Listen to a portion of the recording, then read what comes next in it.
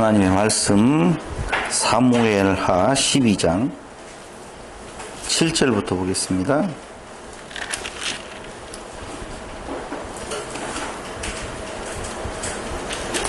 조금 길게 읽겠습니다.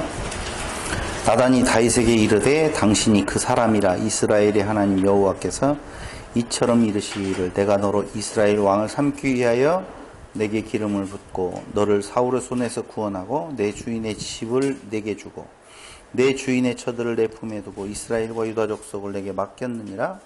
만일 그것이 부족하였을 것 같으면 내가 내게 이것저것을 더 주었으리라. 그러한데 어찌하여 네가 여호와의 말씀을 업신여기고 나보기에 악을 행하였느냐?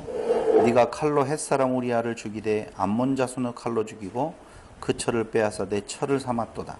이제 내가 나를 업신여기고 햇사람 우리아의 철을 빼앗아 내 철을 삼았은즉 칼이 내 집에 영영이 떠나지 아니하리라 하셨고 여호와께서 또 이처럼 이르시기를 내가 내 집에 재화를 일으키고 내가 내 처들을 가져 내 눈 앞에서 다른 사람에게 주리니 그 사람이 내 처들로 더불어 백주에 동침하리라. 너는 은밀히 행하였으나 나는 이스라엘 무리와 백주에 이 일을 행하리라 하셨나이다. 다윗이 나단에게 이르되 내가 여호와께 죄를 범하였노라 하매 나단이 다윗에게 대답하되 여호와께서도 당신의 죄를 사하셨나니 당신이 죽지 아니하려니와 이 일로 인하여 여호와의 원수로 크게 회방할 거리를 얻게 하였으니 당신의 낳은 아이가 정녕 죽으리이다 하고 나단이 자기 집으로 돌아가니라. 아멘. 오늘은 우리아의 아내와 다윗의 관계를 통해서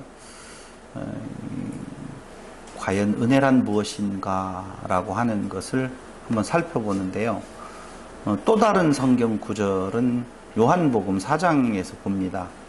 예수님과 사마리아 여인과의 만남을 통해서 또 다른 주제를 또 하나 한번 설정해 본다면 전도란 무엇인가, 이렇게 두 가지의 소주제를 놓고 보면, 합쳐놓고 보면 은혜를 전하는 것이 전도겠죠. 전도란 하나님의 은혜를 전하는 것이 전도라고 말할 수 있다 이거죠. 그런데 왜 오늘 오후 시간에 난해구절이라고 하는 것을 보는 시간에 이 부분에 대한 내용을 우리가 같이 살펴보려고 하는가 라고 하는 의미죠. 의미. 생각을 해보세요. 여러분들도 한번 생각을 해보세요. 다윗이 죄를 졌죠. 죄를 졌죠. 그 죄는 무슨 죄냐 하면은 내 이웃의 아내를 탐하지 말라라고 하는 죄일 거예요. 맞죠? 내 이웃의 것을 탐하지 말라, 간음하지 말라, 십계명에 대한 내용들에게서 많은 부분이 여기 문제가 좀 된다라고 볼 수 있잖아요. 십계명 봐요. 그럼 십계명 일단 보고 무슨 이야기를 해야지. 안 보고 이야기를 하면 십계명 직접 해당이 되어진다 라고 하는 내용 쪽에서 한번 보면 제7은 무엇 하지 말라? 간음하지 말지니라. 제10은 내 이웃의 집을 탐내지 말지니라. 이웃의 아내나 그의 남종이나 여종이나 그의 소나 그의 낙이나 무릇 내 이웃 소유를 탐내지 말지니라. 그렇게 나와 있잖아요. 그럼 10계명 다 범한 거요? 2개 범한 거요? 아니면 율법을 다 범한 거요? 이게 지금 중요한 거 아니라는 거죠. 자, 다윗은 우리아의 아내를 우리아를 죽이면서까지 탐했단 말입니다. 맞죠? 이 다윗이 이런 일을 행할 때에 다윗은 그 율법을 알았다고 생각하세요? 몰랐다고 생각하세요? 알았지만 네? 욕망대로 행했어요. 그렇죠? 근데 다윗의 그 우리아의 아내에 대한 한 사건은 솔로몬이 그 뒤에 있었던 많은 여인들을 취할 때에 어떤 사건들이 밖으로 드러나지 않아서 그렇지. 그죠? 솔로몬의 1000명이라고 우리가 보통 알고 있는 1000명의 아내를 두었었을 때에 이런 일들이 없었겠어요? 한 건도? 거기는 다 아가씨들. 그렇죠. 전 아가씨들만. 더더군다나 그는 이방 그 죽음에 죽여야 될 대상에 대한 내용들을 화친을 맺기 위해서 이방 여인들을 데려다가 그렇게 그랬단 말이에요. 근데 거기에서는 간음에 대한 문제로 이야기하지 아니하고 우상 숭배하는 쪽으로 책망을 하죠. 그럼 우리가 간음이라고 하는 내용을 오늘 오전 시간에도 공부를 했지만은 어떤 의미에서 그리스도를 떠나는 것이 영적 간음으로서 더 큰 간음이란 말이죠. 그러니까 그냥 다윗은 뭐 전혀 그런 걸 또 저지르지 않아서 그 간음보다는 실질적인 간음을 이야기한 거고, 워낙 솔로몬은 영적 간음까지가 해당되어지니까 그걸 집중적으로 아마 하나님께서 책망하셨나요? 좀 의문스럽지 않아요? 자, 봐봐요. 그리고 두 번째 의문은 그렇게 하고 난 뒤에 그가 받을 그 벌이라고 하는 내용으로 한번 보자 이거죠. 그래서 뭐라고 했었어요? 10절에 보니 이제 네가 나를 업신여기고 햇사람 우리아의 철을 빼앗아 내 철을 삼았은즉 칼이 내 집에 영영이 떠나지 아니하리라 하셨고 라고 나오잖아요.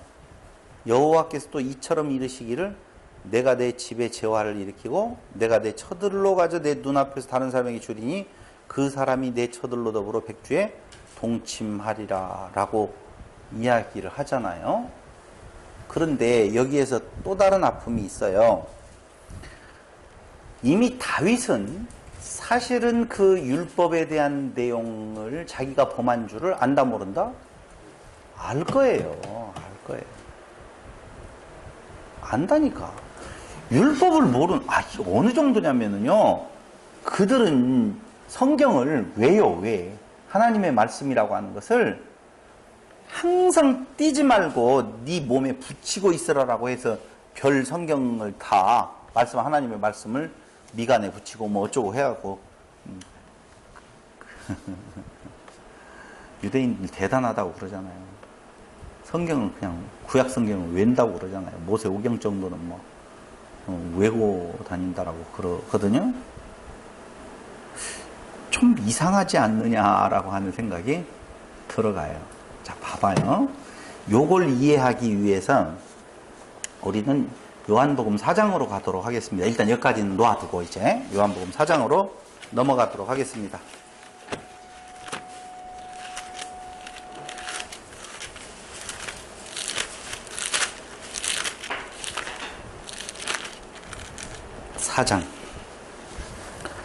예수님께서 제자를 삼고 세례를 주는 것이 요한보다 많다는 말을 바리새인들이 들은 줄을 주께서 아신지라. 예수께서 친히 세례를 주신 것이 아니요 제자들이 준 것이라. 유대를 떠나사 다시 갈릴리로 가실새 사마리아로 통행하여 하겠는지라. 사마리아에 어디로 가느냐? 수가라 하는 동네에 이르렀습니다. 그 수가라 하는 동네에 이르러서 이제 우물이 있고 예수께서 피곤하셨는가 봐요. 그래서 우물 곁에 그대로 앉으셔서 이제는 어떤 사건이 벌어지기 직전에 그 상황을 지금 맞이하고 있어요.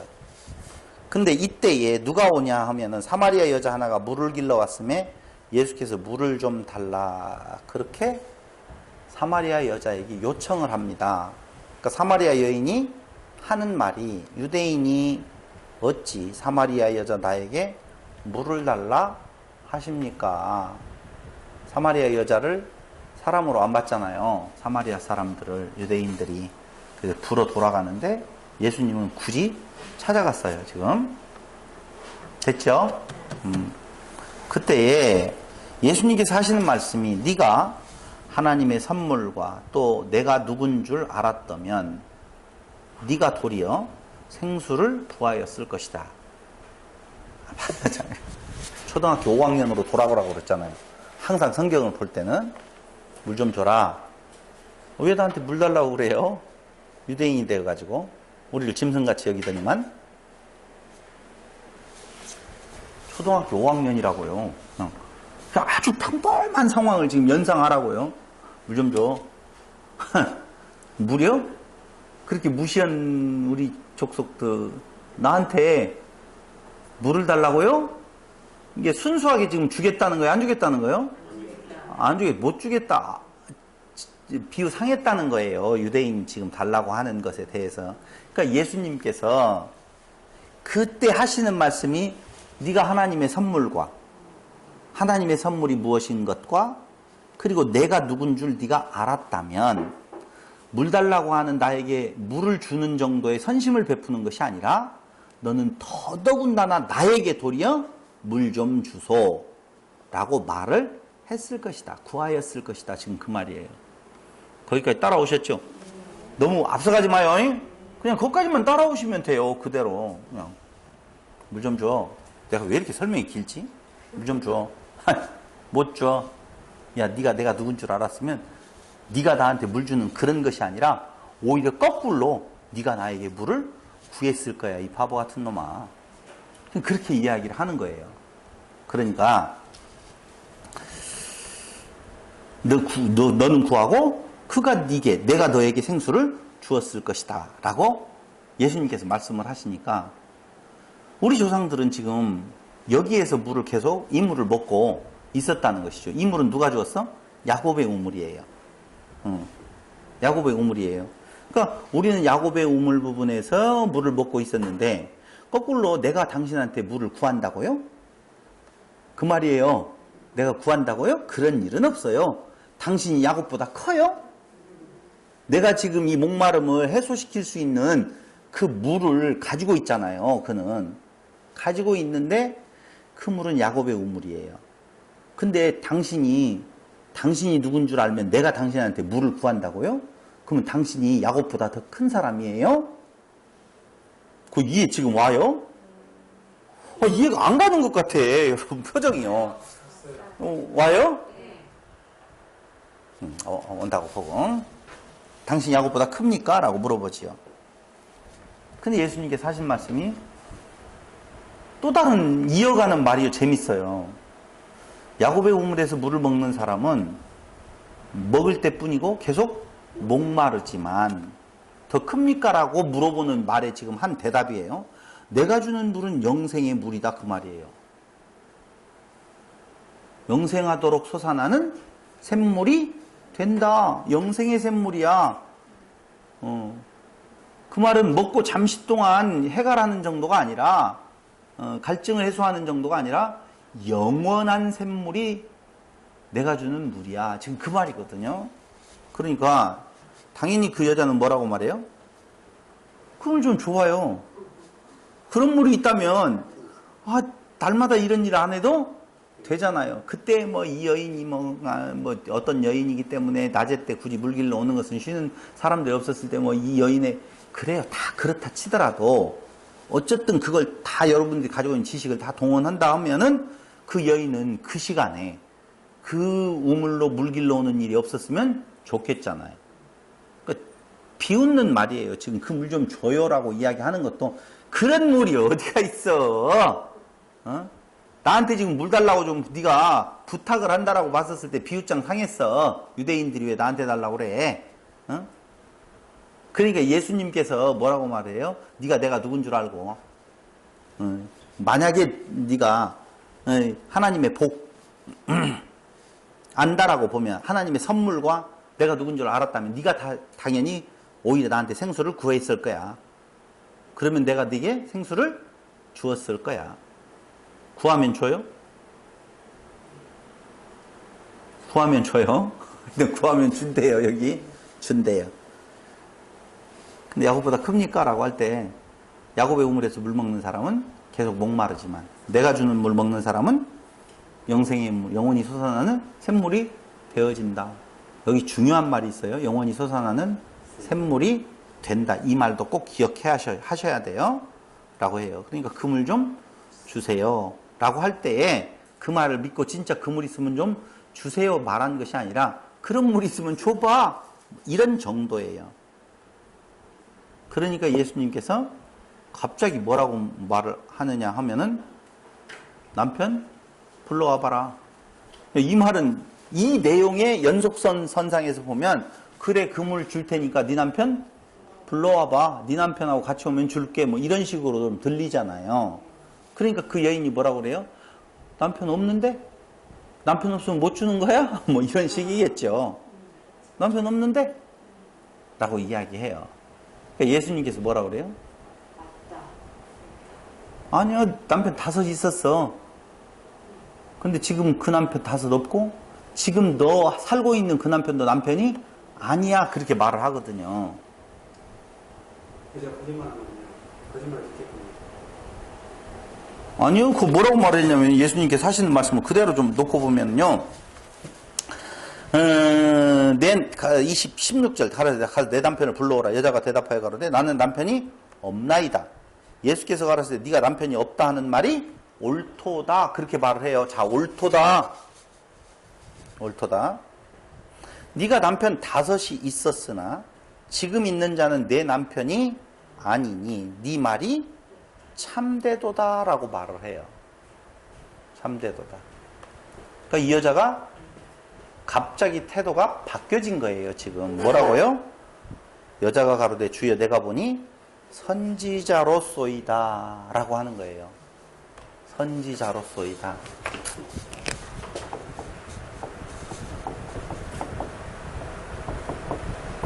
이 여인은요, 사마리아 여인인데도 불구하고 성경을 아는 여자예요. 왜냐하면 뒤에 가서 예배를 어디에서 드리느냐? 메시아가 온다고 그랬는데 이런 내용들을 알고 있다라고 하는 말은 이 여인은 지금 성경을 아는 여자예요. 예수님께서 자기의 그 죄, 자기의 실제의 모습을 아니까 그 여인이 그 예수를 보고 당신은 선지자로서이다. 지금 그 말을 하거든요. 왜 그 말이 그 여인 남편이 없다. 네 말이 참되다라고 하는 말을 듣고 당신은 선지자로라고 말을 하느냐 이거죠. 저게 과거를 아니까 놀래가지고. 그러면 과거를 아는 자를 선지자라고 지금 불러요. 왜 과거를 알면 선지자라고 할까요? 하나님과 통했다고 생각하니까 아, 그러니까 선지자다? 선지자가 그런 분이 아니까 아, 이렇게 용감한 자. 좀 맞출 것 같은데 여러분들이 조금만 생각을 하면. 아, 맞추겠죠? 내가 만약에 여러분 자리에 있다라고 하면 나는 단번에 맞추겠어요, 그걸. 뭔가 율법을 지키지 않았다는 것을 책망자로 저 집사님 이야기에서 웃었으니까. 뭔 생각을 했어요? 두 분이 지금 웃었어요. 두 분은 맞출 것 같아요. 시작. 아, 그렇구나. 김혜경 집사님 맞춰보세요. 나라면 단번에 맞춘다니까. 내가 자리를 바꿔 앉아볼까요? 아까 읽었잖아요. 나단 선지자. 나라면 단번에 맞춘다고. 나라면 단번에 맞춘다니까. 나단 선지자가 누구에게? 다윗에게 당신의 그 죄를 지적하잖아요. 이 여인은 나단 선지자가 다윗의 사건을 안다니까. 이 여인의 5 남편의 한 남자라고 하는 개념의 그 음행을 예수님께서 맞추니까 당신은 나단 선지자와 같은 선지자입니다. 감추고 있었던 무엇을? 유다는, 다윗은 자기가 율법을 범한 줄 알아요, 몰라요? 알아요. 근데 어떻게 했어요? 숨겨져 있어요. 감추어져 있는데 나단 선지자가 그걸 예를 들어서 몇 가진 자가 뭐 어쩌고 저쩌고 한다라고 예를 들어서 그 죄를 어떻게 해요? 지적해요. 그렇게 해서 뭐가 드러나요? 죄가 드러나요. 선지자는 감추어진 그 상태에 있는 것을 드러내어서 보게 하는 거라니까요. 맞는데?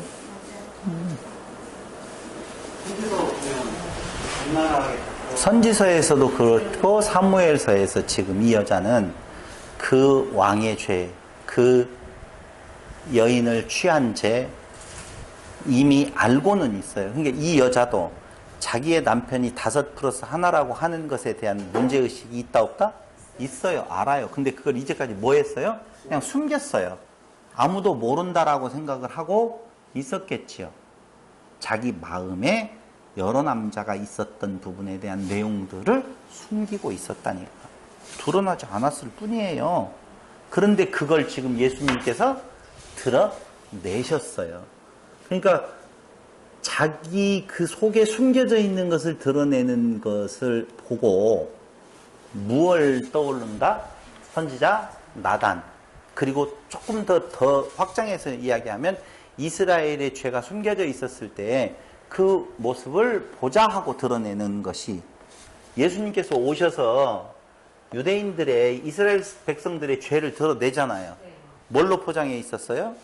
율법으로 포장해 있었어요. 근데 실질적으로는 율법으로 그 죄를 드러나게 하거든요. 어떻게 해요? 온전케 해서 음욕으로 마음으로 품는 거 그렇게 드러내 보이는 거예요. 이게 참 선지자의 모습이에요. 그러니까 선지자는 뭐 하는 것이 교회예요? 의를 드러내는 것이 아니에요. 죄가 드러나게 만든다니까요. 그때 성령을 너희에게 보내주는데 그 성령은 오시면 뭐에 대해서? 죄에 대해서, 의에 대해서, 심판에 대해서 이야기를 한다고 그러잖아요. 자, 그래서 결국은 그 나단 선지자를 통하여서 다윗의 그 숨기려고 하는 그 죄가 밖으로 어떻게 드러나는 거예요. 지금 그 이야기를 사무엘서에서 지금 하고 있는 거예요. 남편 5이 있는 건 죄예요? 그 당시에 그 율법으로 보면 당시에 그 율법이 지적하고 있는 내용은 그걸 뭘로 본다고요? 율법, 아까 십계명이라고 하는 내용에서도 당연히 그걸 뭘로 봐요? 죄로 보는 거예요. 근데 여기에서 정말 중요한 것이 있어요. 여기에서 중요한 것이. 봐봐요. 죄가 있으면 무엇을 해야 돼요? 죄값을 치러야 된다. 그러군요. 자, 그렇죠. 죄가 있으면 무엇을 해요? 회개는 어떻게 하죠? 그렇죠. 제사예요. 이거 그대로 나와 있어요, 여러분. 여기 중요하게 나와 있어요. 엄청나게. 제사예요. 다윗은 그 죄가 드러날 때 무엇 해야 돼요? 제사를 드려야 되죠. 제사를 드려야죠. 근데 제사 드렸다는 거 나와요, 안 나와요? 안 나와요. 아니요. 그게 간단한 거라니까. 사실은 다윗은요, 그 일이 있었을 때에 율법대로라고 보면 어떻게 하면 돼요? 잘못했습니다. 제사 드리면 끝이에요. 근데 그가 그 제사를 드렸다 안 드렸다? 안 드렸고 자기 안에 묻어버려요. 왜 묻었는 건가? 그걸 성경이 말하고 있지 않으니까 우리가 뭐라고 지금 말할 필요는 없어요. 그게 자기의 통치권에 이상이 온다. 하나님과의 관계에 있어서 제사를 드림으로 말미암아 그건 끝나더라도 통치권에 대한 내용에 있어서 굉장히 큰 문제가 있다라고 생각 때문에 안 했을 수도 있겠죠. 그러나 율법적으로 놓고 본다면 다윗은 그 율법을 너무너무나 잘 알고 있기 때문에 그게 자기에게 죄가 된다는 거 안다 모른다? 알아. 그 죄가 있었을 때 뭘로 해야 되는데? 제사를 드려야 되는데 제사를 드렸다 안 드렸다? 안 드렸다는 거예요. 그러면은 율법대로 놓고 보면 다윗은 죄사함을 받을 수가 있다 없다? 없어요. 없어요. 만에 하나 나단 선지자가 그에게 가서 그걸 지적하지 않았다면 그 다윗은 죄인이에요? 죄인이 아니에요? 죄인이 아닌 거예요. 여러분, 이스라엘 많은 사람들 중에 밖으로 드러나지 아니한 율법을 법한 자가 많았겠어요? 적었겠어요? 엄청나게 그런 사건들이 많지요. 우리는 성경에 몇 가지 나오는 것만 이스라엘이 저지른 걸로 생각하면 안 돼요. 안 된다니까. 죄를 지으면, 죄가 드러나면 제사를 드리는 거예요. 근데 그 죄를 죄로 드러나게 만드는 자가 누구라고요? 선지자예요. 그래서 그 여인이 뭐라고 말해요? 당신은 무엇입니다? 선지자입니다. 남편 5, 6 있는 것이 죄인 줄 알다가 제사를 드리면 되지요? 아니요. 여기에서 중요한 말이 나온다니까요. 이 여인은 그 율법에 정말 충실한 사람이에요. 충실한 사람이라서 뭐라고 이야기하냐면은 바로 이어서 하는 말이 어디 가서 예배를 드려야 하나요? 이렇게 물어보잖아. 그 제사를 드리는 그때의 그 율법으로 말하면 그건데 신약의 용어로 말하면 그게 뭐라고 막 표현하고 있어요? 예배 드려야 합니까? 그러니까 느닷없이 여인하고 만나서 물 달라고 했다가 뭐 어쩌고 저쩌고 했다가 갑자기 제사는 어디에서 드리면 예배는 어디에서 드려야 됩니까? 이 말을 하는 게 생뚱맞게가 아니라니까. 당신은 뭡니다? 선지자입니다. 아, 그렇다면 내가 어디에서 예배 드려야 되나요? 내 죄를 어디가 사함받아야 되나요? 라고 말하는 거라니까, 이 내용이. 요한복음에 대한 내용이. 안 생뚱맞죠? 지금. 생뚱맞지 않아요. 그러니까 다시 봐봐요. 요한복음 4장. 선지자로서이다. 19절에서 그러면서 우리 조상들은 이 산에서 예배하였는데 우리 조상들은 이 산에서 예배하는 것이 어떤 산이었어요? 북쪽 이스라엘은 어디에서 예배 드린다는 거 알지요? 있어요. 남쪽 유다는 어디에서 예배 드린다는 거 알지요? 그래요? 그러니까 우리 사마리아의 조상들은 북쪽 이스라엘 사람들은 유대 땅 예루살렘으로 가지 않기 위하여서 od과 단과 베델에서 예배드리라고 했지 않습니까? 라고 이야기하죠. 또 예배는 아니 제산 어디 그리심산이나 뭐 어디 시내산이나 뭐 어디 예루살렘이나 이런 데 정해진 장소가 있어요. 있죠? 그래서 우리 조상들은 이 산에서 예배하였는데 이 말은 지금 내가 당신 선지자의 그 내 죄를 드러냄으로 말미암아 내가 죄 있다는 걸 알고 그럼 예배 드려야 되겠네요. 제사 드려야 되겠네요. 어디에 가서 드려야 되죠? 그런데 당신들의 말은 예배할 곳이 예루살렘에 있다 하더이다. 지금 이 여인은 계속적으로 유대인과 사마리아인의 그 갈등 구조 속에 있는 거예요. 그럼 내가 이제 죄인 줄 알았어요. 당신에 의해서 내 죄가 드러났네요. 내가 꼭 예루살렘으로 가야 돼요? 라고 하는 말이겠죠. 그러니까 예수님께서 하시는 말씀이 가라사대 여자여 내 말을 믿으라. 이 산에서도 말고 예루살렘에서도 말고 너희가 아버지께 예배할 때가 이르리라.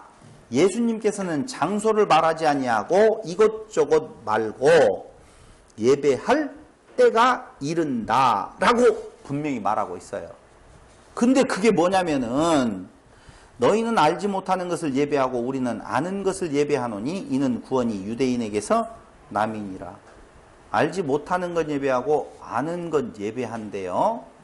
자, 다윗은 알았어요? 몰랐어요? 알았어요. 다시 말씀드리면 그가 그 율법을 범한 것도 알고 그 범할 때 어디에서 제사 드리면 된다는 것도 알아요.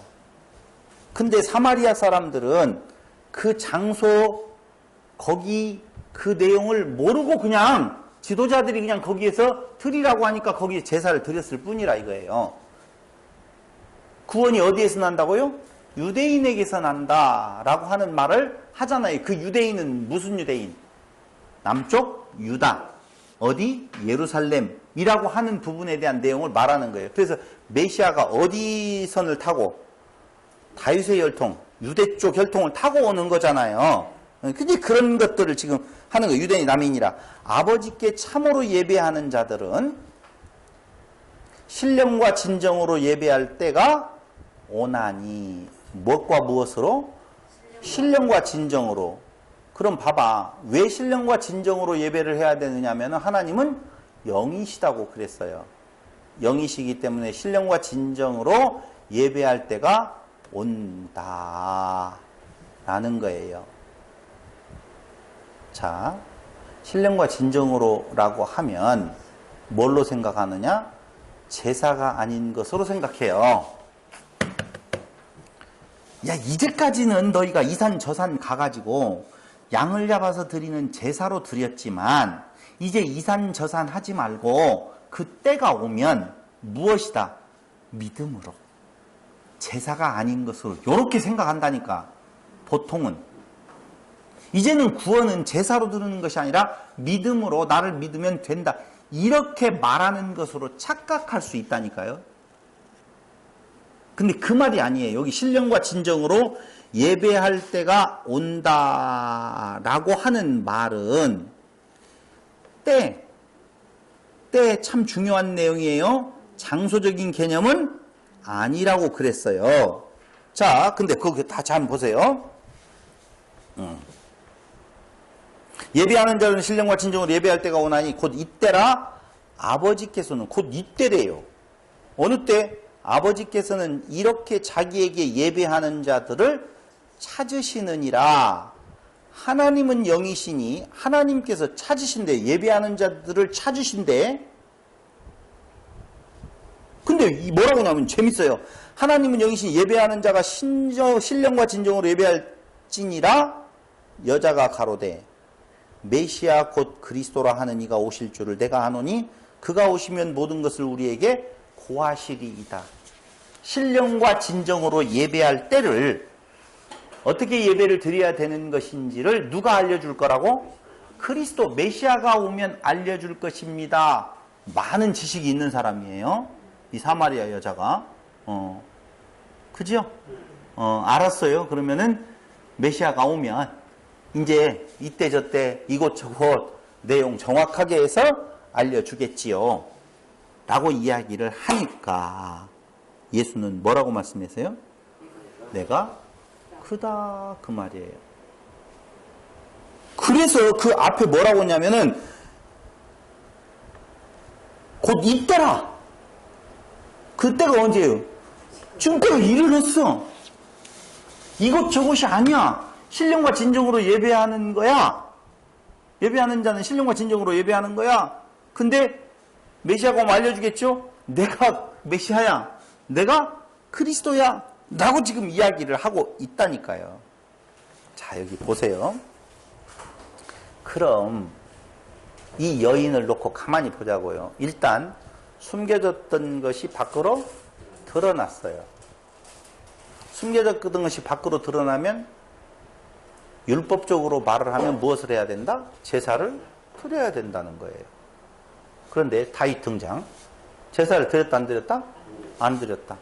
안 드렸으니까 죄가 되는 거예요? 아니요. 그럼 다윗은 우리아의 아내를 취하고 난 뒤에 제사를 드렸으면 문제 끝이에요. 원래 율법대로라고 보면. 근데 그렇게 된다 안 된다? 안 된다고 예수는 그 여인에게 지금 이곳 저곳으로도 말고 신령과 진정으로 예배할 때가 온다는 거예요. 근데 이 여인은 자기가 그 기쁨을 얻게 되어진 때가 언제냐면은 누구를 만난 때예요? 선지자를 만난 때예요. 예수를 만난 때예요. 그럼 예수를 만나면 은혜가 와요? 죄가 드러나요? 죄가 드러난다는 거예요. 여기에 굉장히 키포인트가 있다니까? 죄가 드러나는 거예요. 죄가 드러나. 죄가 드러나게 되는 것이 은혜라니까. 우리는 죄가 드러나서 죽었었을 때 나를 살리는 것이 은혜로 알잖아요. 보통 은혜 이야기하면 내가 죄로 말미암아 죽었는데 죽은 나를 위하여 예수님이 십자가를 지고 돌아가셔서 나를 살리니까 그게 은혜다 이렇게 생각하고 있잖아요. 아니라니까. 그게 은혜로 구원받는다는 말은 나를 아무것도 아닌 존재에서 죄인 만드는 것부터가 뭐예요? 은혜라니까. 은혜. 그러니까 죄가 죄로 드러나는 것, 율법을 주는 것은 그들에게 무엇을 주는 거예요? 은혜를 주는 거예요. 근데 은혜를 은혜로 받지 아니한다. 난 살았다라고 하는 것이 문제가 되어지는 것이죠. 그러니까 다윗을 진정으로 사랑하는, 냉정하게 이야기하면 다윗을 사랑한다기보다는 이스라엘을 사랑하시는 하나님께서는 이스라엘의 죄를 어떻게 해요? 들추는 거예요. 근데 그들이 한사코 그들의 죄가 없다고 말하니 다윗이라고 하는 존재를 통하여서 확실히 드러내 보여주는 거예요. 그게 숨겨진다고 해서 그게 없는 것이 아니다라고 하는. 근데 들춰내는 것이 뭐라고요? 은혜다라고 하는 거예요. 은혜다. 그러니까 이 여인도 무엇했어요? 은혜 안에 있는 자고, 다윗도 어디 안에 있는 자예요? 은혜 안에 있는 자예요. 우리는 은혜하면, 신령과 진정하면 다 무엇로 생각하고 있는 건가? 끝났다. 다 이제부터는 뭐 그 율법적인, 그 외형적인 그 죽음에 대한 내용, 그 고난, 이런 것이 없는 걸로 생각하지만 그게 아니라니까요. 봐봐요. 재밌는 내용이 나오네요. 내가 그러라 하시니라. 이때에 제자들이 돌아와서 예수께서 여자와 말씀하신 것을 이상히 여겼으나 무엇을 구하시나이까 어찌하여 저와 말씀하시나이까 묻는 이가 없더라. 여자가 물동이를 버려두고 동네에 들어가 사람들에게 이르되, 자, 이 여인이 예수를 만나고 난 뒤에 전도하잖아요. 이제 전도하죠. 근데 전도는 어떻게 해야 돼요? 또 잘해야 된다고 말하려고 박덕영 집사가 생각을 했는 것 같은데, 전도는 어떻게 해야 돼요? 뭘 전하는 거예요?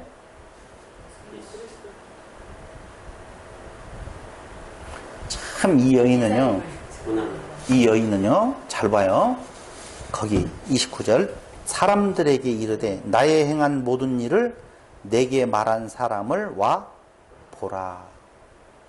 이는 그리스도가 아니냐. 자, 나의 행한 모든 일을 내게 말한 사람이에요. 나의 행한 것은 뭐예요? 간음이잖아요. 그죠? 나의 행한 그것을, 모든 것을 내게 말한 사람. 그러니까 그 전에 그 동네에서 그 여인이 그러한 문제가 그 정도로 있었다고 생각하는 사람은 많지 않았겠죠. 근데 지금 죄를 자기가 나의 행한 일, 내가 무슨 일을 했었냐면은 이렇게 내가 남편 6이나 있었어. 그 말이라니까요. 그냥 말하는데 나의 행한 것을 맞추더라. 그 예수가 대단해. 빨리 와봐. 이 말이 아니라니까요. 내가 이러이러한 죄악가래 있었는데 이 사람이 내 이 죄된 모습을 그대로 다 드러냈어. 이가 그리스도가 아니냐라고 말한 거라니까. 이 여인은 나의 행한 모든 일이라고 하는 것이 드러난 부분에 대한 내용, 그것을 부끄럽다 안 부끄럽다 이런 말로 생각하시면 안 돼요. 지금 그 자기의 죄성이 드러난 것에 대한 내용이 그리스도 되심에 대한 확증으로 드러난 것처럼 그 다윗이 그 우리아의 아내의 그 취하는 내용이 숨겨지고 덮어지고 자기 통치권에 이상이 올까봐 더 이상 말거리가 되지 아니하도록 눌러있는 상태였었다라고 보면, 그 나단 선지자에 의해서 그게 드러난 상태에 나타나는 여러 현상들이 있잖아요. 아들이 죽고 뭐 어쩌고 한 부분에 대한 내용을, 그걸로 인하여서 그는 무엇을 얻는 거예요? 기쁨을 얻는 거예요. 평강을 얻는 거예요. 그게 이 여인은 뛸 듯이 기뻤는데 그 기쁨이 무엇으로부터 시작되는 건가? 나의 죄성으로부터, 죄됨으로부터 인지하는 대로부터 시작된다는. 율법을 안다고 해서 구원함을 받지 않습니다. 율법을 아는 것이 도리어 무엇합니까? 지옥에 갑니다라고 말한 이유가 거기에 있다는 거예요. 율법을 모르는 자들이 아니에요. 율법은 아는 게 중요한 것이 아니라 어떻게 해요? 행해야 된다면. 행하는 자가 있어 없어? 없어. 없으면 뭐가 되어져요? 죄인이에요. 근데 다윗이 행한 일을 봐봐요. 제사 안 드렸어요? 죄가 드러났으면 제사를 드려야 될 거 아니에요. 근데 제사 안 드렸어요. 그 뒤에 나단 선지자에 의해서 너는 가서 제사를 드려라. 그게 없다니까. 여기에서 이제 다음번에는 무슨 내용을 말씀을 드리려고 하냐면, 구약은 어떻게 예수에 대해서 말하는가. 우리는 구약 성경이 다 예수에 대해서 말한다고는 알잖아요. 근데 예를 들어서 모세는 예수를 알았을까요? 몰랐을까요?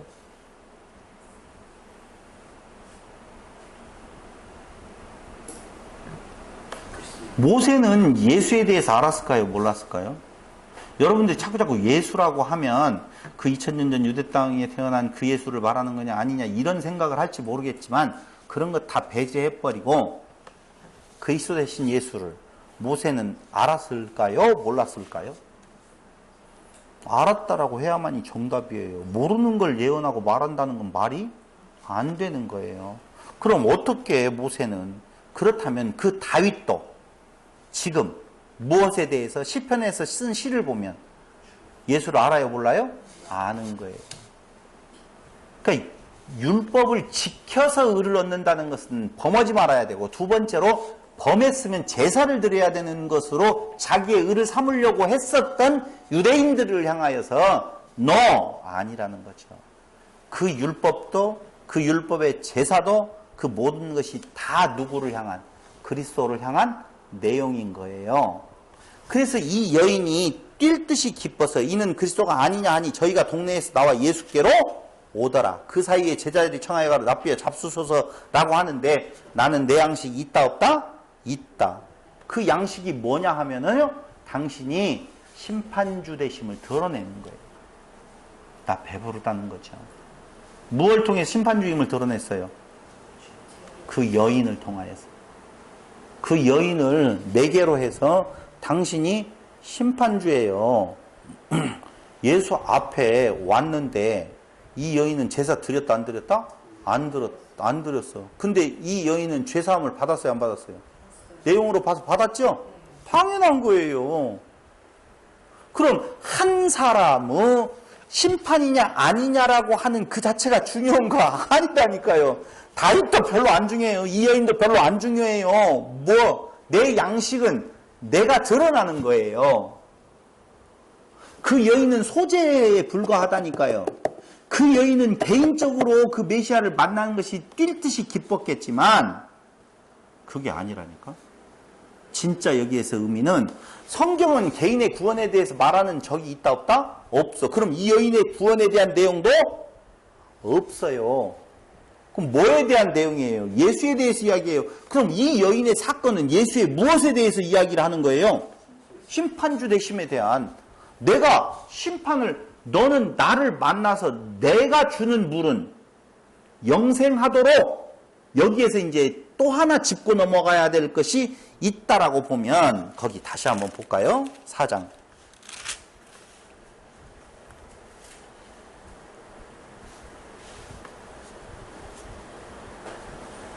14절.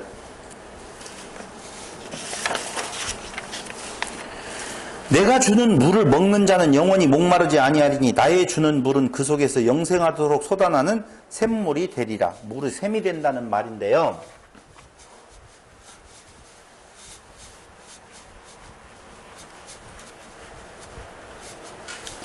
죄로부터 갈증이지요.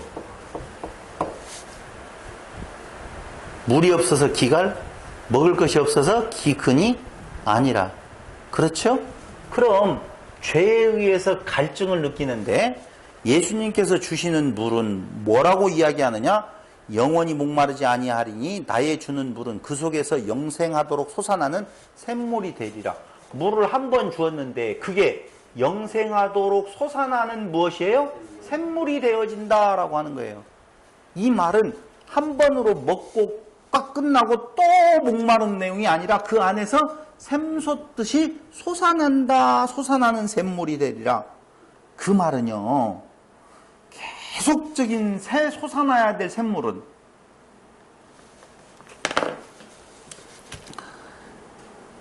장제품을 먹을 때는 500cc하고 먹으라고 이렇게 말을 해요. 근데 물 먹는 것이 고통스럽다는 사람들이 있어요. 그죠? 물 2리터를 한꺼번에 먹을 수 있어요, 없어요? 어렵죠. 아마 고통일 거예요. 근데 영생하도록 솟아나는 샘물이 된대요. 예수님께 주시는 물은 영생하도록 솟아나는 샘물이 된대요. 달보다 달콤하고 맛있고 먹어도 끝이 없이 질리지도 아니하고. 어느 때? 계속 목마를 때. 계속 목마르다면 당연하지 않아요?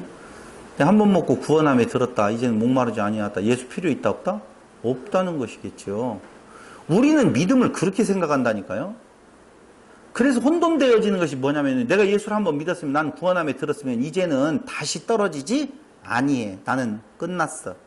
내 구원은 완전해. 라고 생각을 한다니까요. 근데 예수님께서 하시는 말씀이 아니요. 솟아나는 샘물 계속되는 오히려 죄의 드러남. 봐봐요. 이는 그리스도가 아니냐 하고 그 여인이 동네에 가서 이야기를 했죠. 그것이 예배라니까요. 예수의 그리스도 되심을 고백하는 것, 그게 뭐라고요?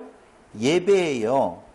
이곳으로도 말고 저곳으로도 말고 신령과 진정으로 예배드릴 때가 온다라고 하는 것은 죄의 고백이 되어지는 때인데, 신령과 진정으로 죄의 고백이 나오는 건데 당연히 죄에 대한 책망이 계속 이어지겠지요. 그럼 죄에 대한 책망이 이어진다는 말은 죄에 대하여서, 의에 대하여, 심판에 대해서 이야기하는 누구의 임하심? 성령의 임재를 말하는 것이 아니겠어요? 그러니까 바울이 나는 날마다 죽노라. 왜 죽어요? 죄 때문에 죽잖아요. 누가 이 사망의 쌀을 건져내려. 그러니까 바울은 일상생활 중에서 날마다 무엇했어요? 죄가 드러난 것이죠. 그게 예배라니까.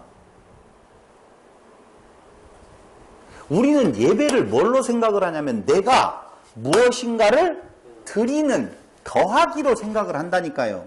내가 예배 드립니다라고 이야기를 하잖아요. 안 맞다니까. 말 자체로는 내 것이 무엇인가를 만들어서 그 앞에 드리는, 바치는, 그게 아니라니까요.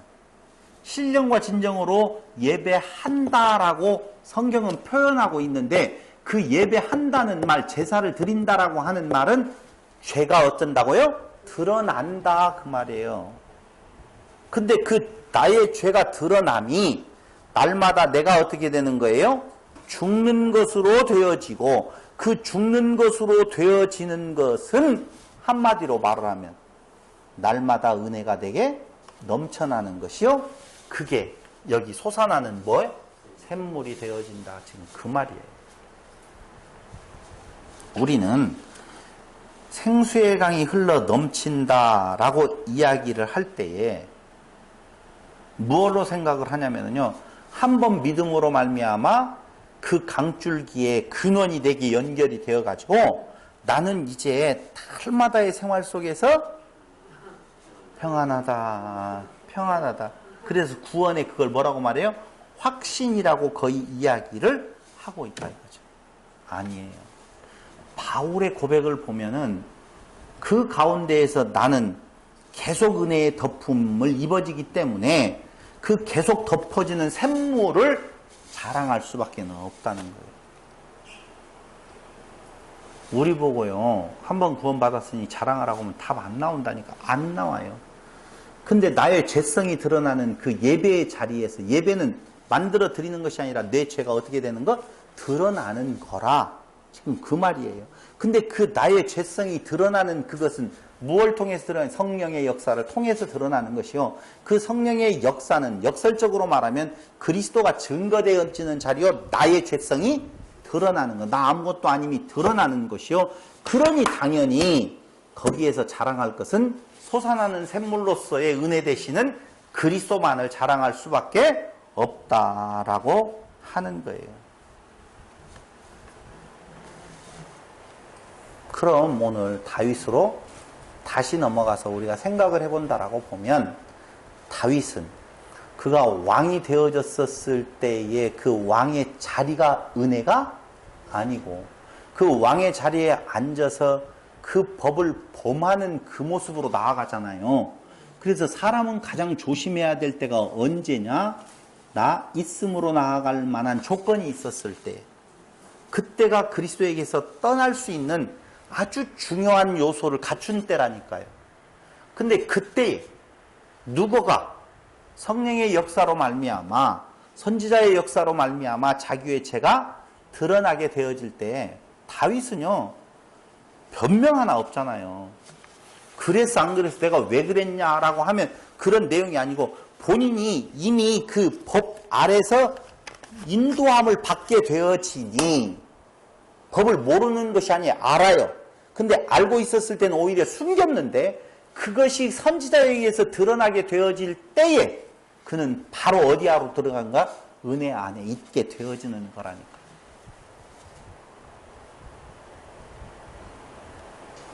다윗의 소망은 어디에 있었느냐?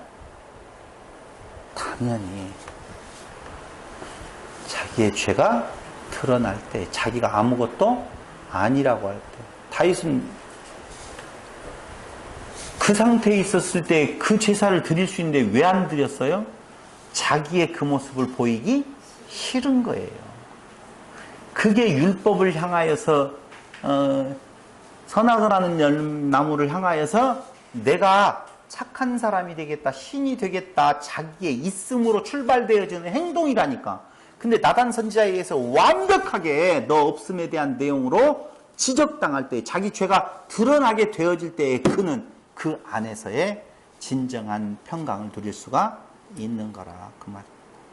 그는 오늘 주제를 전도의 내용으로 잡아야 될 것인지, 그 여인으로 보면 나의 행한 그 모습을 나에게 말한 자를 보라, 이렇게 잡아야 될 것인지, 다윗의 기쁨으로 잡아야 될 것인지.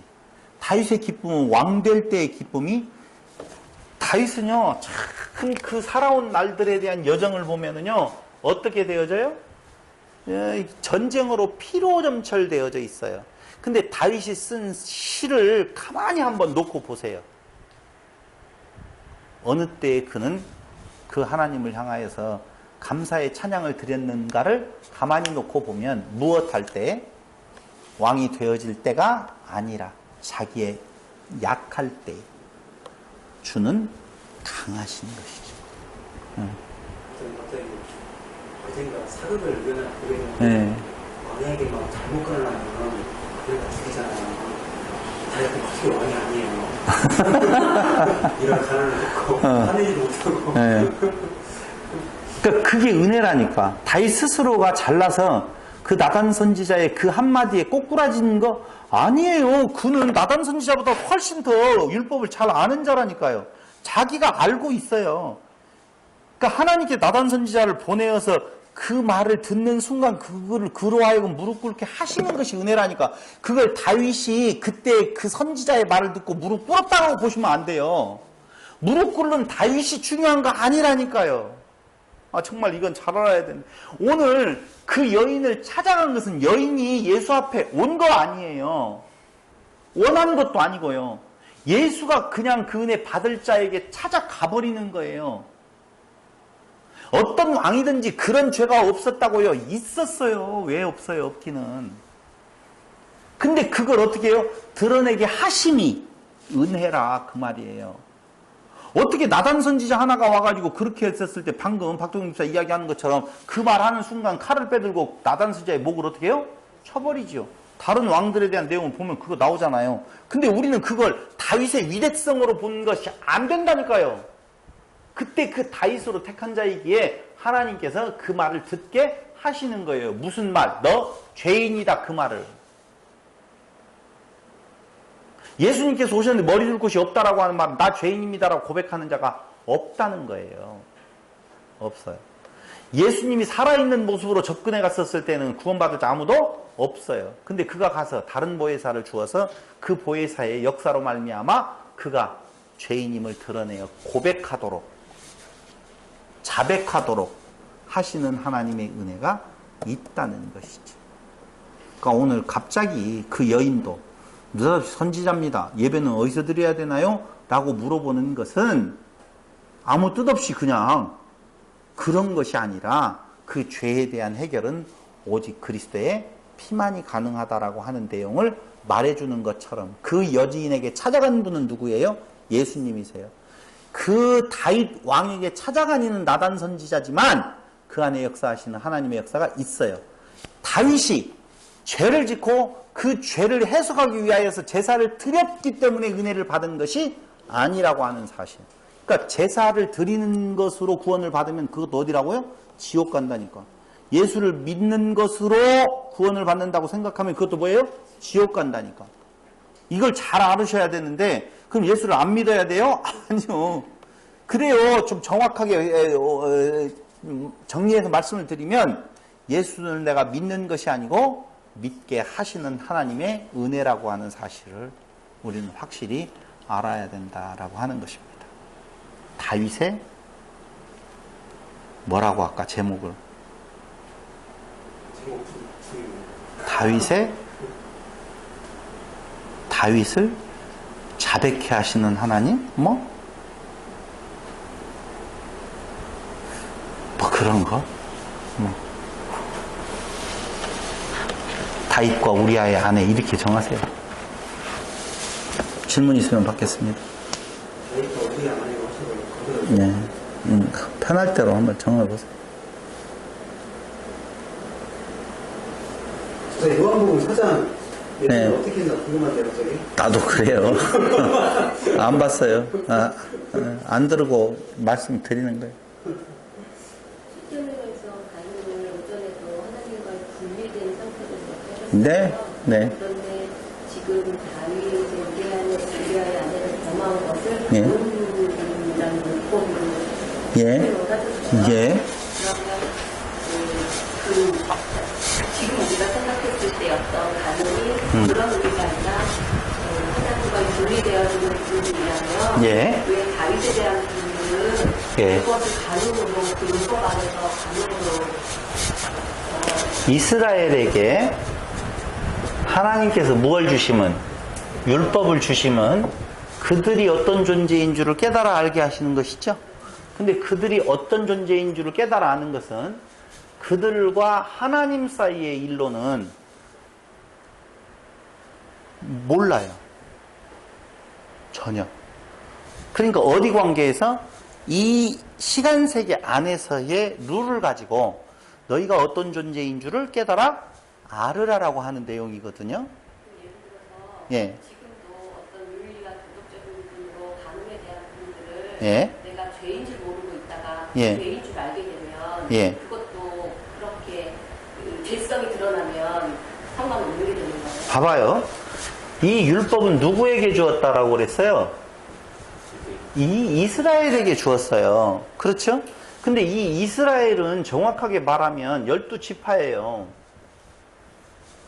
그런데 지금에는 12지파가 있다 없다? 없어요. 전혀.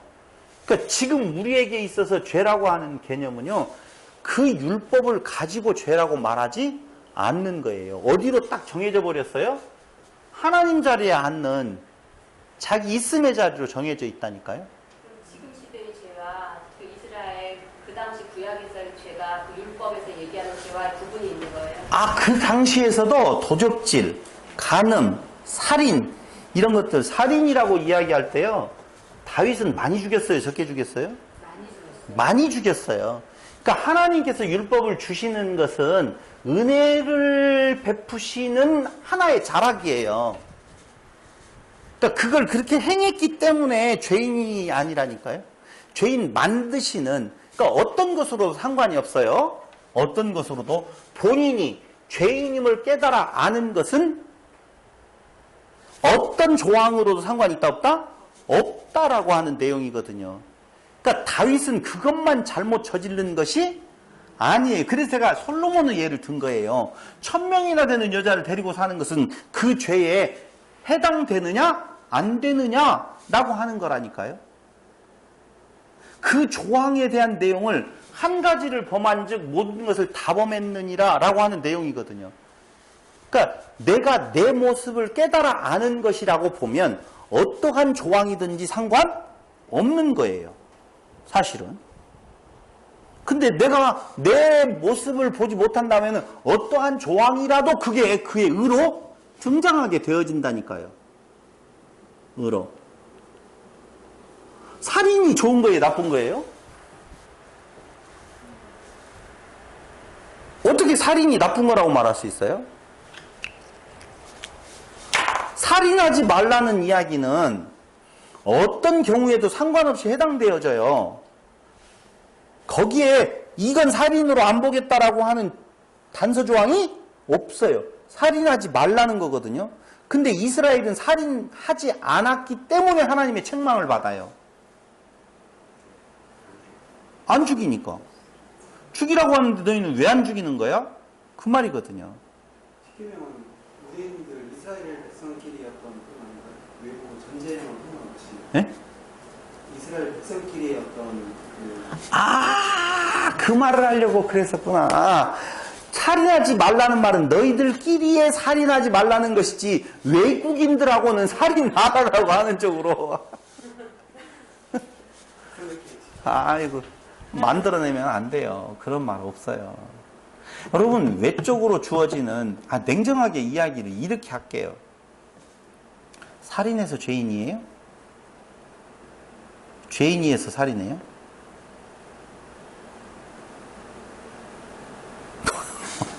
아니, 살인해서 죄인이냐고, 죄인이니까 살인하냐고요. 대답은 그렇게 잘하는데 그게 진짜 그렇다라고 잘 인정이 안 될 거예요. 살인하지 말라는 법은 죄인 만들기 위한 거잖아요. 그렇죠? 그런데 우리는 살인 안 했다고 의인이 되려고 하잖아요. 그러니까 살인하지 말라고 하는 이야기는, 그 법은 한마디로 말을 하면 너희 죄인인 줄을 깨달아 안다라고 하는 내용 중에 넌 살인한 자일 수밖에 없어라고 하는 말이에요. 다 살인한 자예요. 다 무엇한 자예요? 가늠한 자예요. 다 무엇한 자예요? 도적질한 자예요.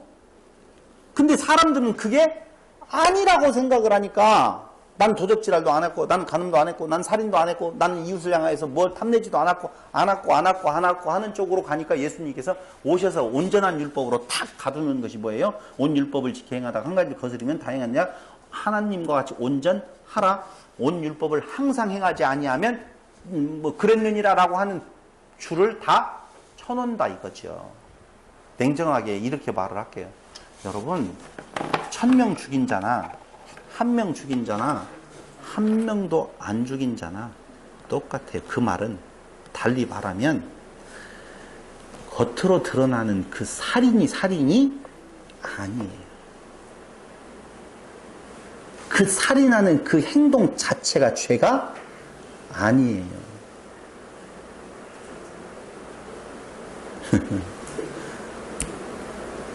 하여튼 사마리아 여인, 그 여인은 뛸 듯이 기뻤어요. 뭘 통하여서? 그리스도를 발견했다. 그 말은 다른 말로 이야기하면 자기가 진짜 아무것도 아니구나라고 하는 존재를 알게 되어짐으로 인하여서. 근데 그게 그를 평안으로 인도하는 내용이 되어졌다면, 지금 우리의 관심거리 중에서 과연 어느 것이 살인이고, 어느 것이 도적질이고, 어느 것이 간음이고, 어느 것이 우상숭배냐라고 하는 내용으로 우리가 다시 한번 또 들어간다면, 그건 그 내용의 그 저변에는 내의가 깔려 있을 수 있다는 것이죠. 이 말이 여러분들에게 정확하게 들렸으면 참 좋겠습니다. 기도드리겠습니다. 아버지 하나님, 아무것도 아닌 우리로 죄인 되게 하셔서 그 죄로부터 우리를 구해 주심으로 말미암아 오직 존재하시는 이는 하나님뿐이 아니시고 우리의 주인은 예수이심을 다시 한번 깨달아 알게 하시는 은혜 진실로 감사드립니다.